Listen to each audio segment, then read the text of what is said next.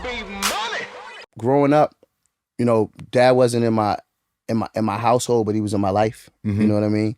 So, you know, I technically come from what would be a single parent household. My mom, you know, between my mom and my grandmother who raised me, you know, but I would spend summers with my dad, like so I'd be back and forth from like DC to Jersey, whether that was East Orange or Newark, New Jersey, Baxter Terrace projects, the colonnades, just all kind of like landmarks. Moving around. Yeah, places, you know, so I'd spend summers with my dad, you know, going to gigs, I wake up to him, hearing him practice the cello. You know, that whole type of vibe. Yeah.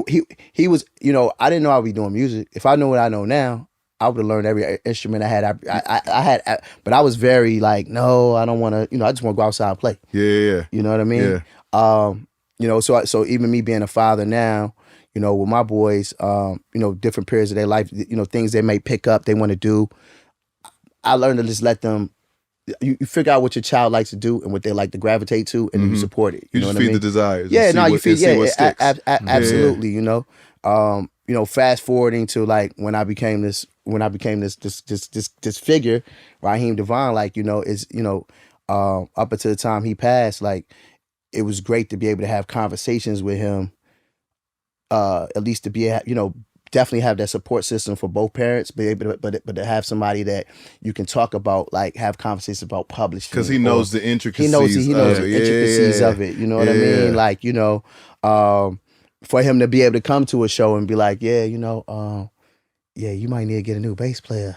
Or, you know what I'm saying? Or just like things that we could just relate to. You know, or I could vent and have a conversation, you know. So it wasn't until later on in my career, you know, discovering and figure out what it is that I wanted to do, that I realized the importance or the support that I had there, you know, from fellow musician to musician, and even like now I'm finding out, because for me it was just like dad, he was very humble, you know, for you know, he for a long period of time he retired. You know, I feel comfortable talking about it now, but you know, my dad dealt with mental health most of his adult life, you know, schizophrenia, which is something that you know, the family we you know, we were highly supportive of.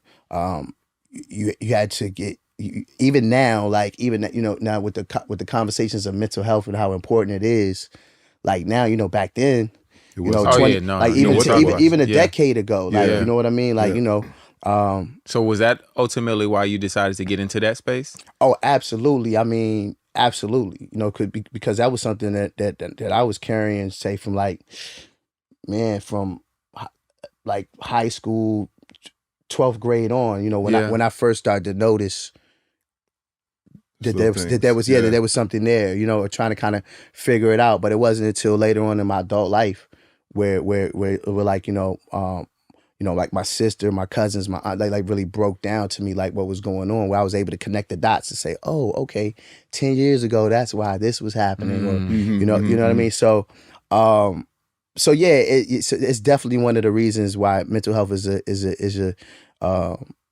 initiative for me with the foundation. You know, it's an old saying, you know, never call anybody crazy because you don't know what they've been through.